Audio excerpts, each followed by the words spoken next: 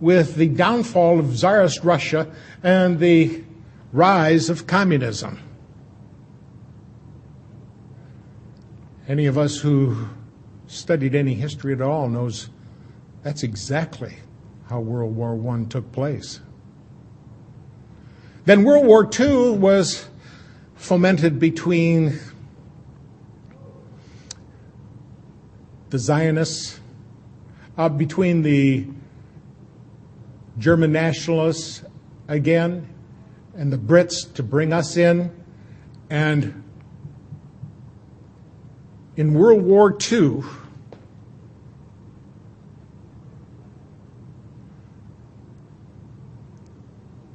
Israel was to be born. And the Zionists were given power.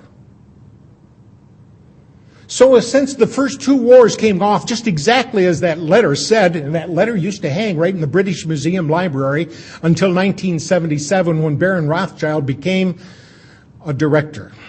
And as soon as he was on the board of directors, that letter disappeared from the library. Immediately.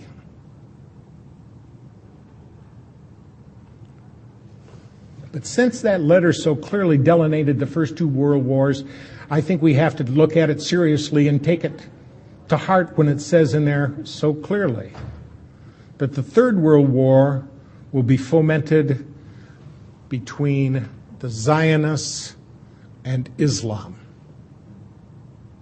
Does anybody see that materializing today? Every place we look, we can see it happening. And we can see that the power they have here in this country to run things and to pull the nastiest little scams, and America believes it. Because they don't realize who it is that owns the newspapers. They don't realize who it is that owns the television. And sometimes they don't care. As long as there's going to be football on the Monday night and I got beer at hand, that's all that counts. Well, at least for a lot of people. And I think once they find that they have let their children and their grandchildren slip into tyranny, they may regret it. But regrets never come at the beginning. They always come at the end.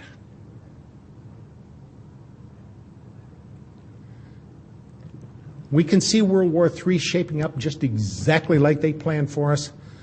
And not enough of us are doing what's necessary to stop it. Look at all the empty seats we have here. America should be flooded to this cause. They should be interested in what is transpiring. They should be interested in who's doing what and to whom.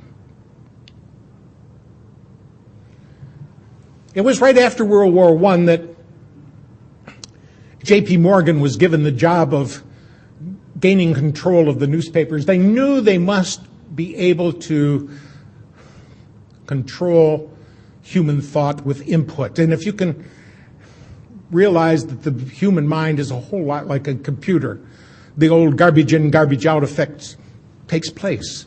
If you can control what people hear and see, then you can pretty much control what they think. And they were able to utilize newspapers and now radio and television for just exactly that purpose. Now, there were 78 newspapers, major ones, that they really needed to get control of, but J.P. Morgan thought if they got 25 of them, that would be enough to control things, but it wasn't. They realized soon afterwards that they had to get all of those newspapers under their control, and we got the likes of guys like David Rockefeller, who announced that he wanted to thank the people of the Washington Post and the New York Times for respecting their pledges of discretion at the CFR and Bilderberger meetings. And he said if it wasn't for their discretion, it would not have been possible to prepare the world for a new world order. Oh, we heard George Bush say that a lot, didn't we? George Bush Sr. He was always talking about New World Order. When he went into Iraq, he said, this is much more than about one small country. This is about a big idea, about a new world order. There's a lot of people don't even know that on the back of their dollar bill where they see that all-seeing eye of the pyramid, what that means. They don't realize that's occult symbolism that was put in by these Satanists during the Roosevelt administration by his vice president, a guy by the name of Wallace. They don't speak Latin, so they don't realize that Inuit Coepitus up at the top says announcing our enterprise. They don't realize down at the bottom of the pyramid where it says Novus Ordo Seclorum, what they're talking about is Novus is new, Ordo is order, Seclorum is world, the entire world minus God. So we're talking about a new world order without God.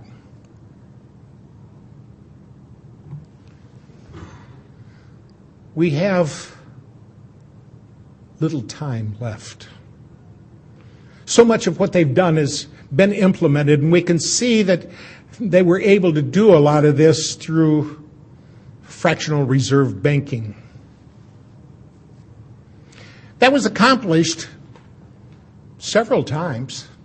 We had central banks here in America, even when they weren't supposed to be, when the people were against them. Oh, they never dared to call it a central bank. But essentially, that's what it was.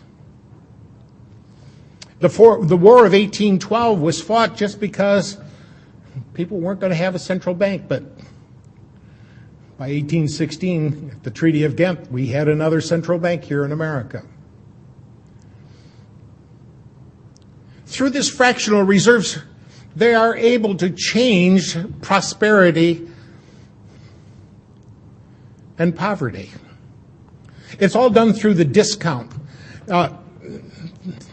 If you lower the price that you lend to the member banks, they can in turn lower the price that they lend to their banks, who in turn can lower the price that they lend to people.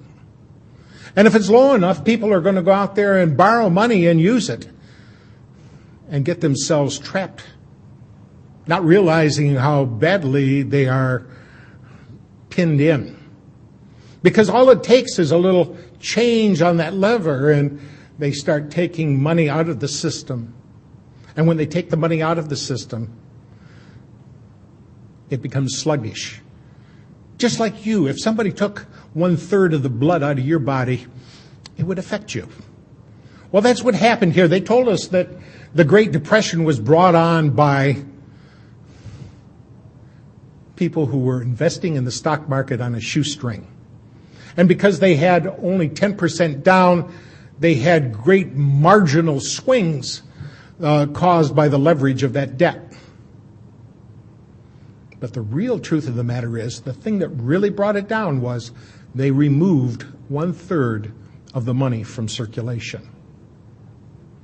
So with that lever, they can move things up and down, and as goes up, people run out. Oh, prosperity is here. Let me jump in on the bandwagon and get my fair share. And about the time they do, about the time they think they're leveraged up and ready to roll, so they're going to make some money with their new business, all they got to do is lever it back down. And then they go in and collect through forfeiture. Do you know how many homes are being scooped up by the banks right now? I think it's so close to the end time game here, that some of these smaller bankers are going to find out that they're getting pinched in this thing too.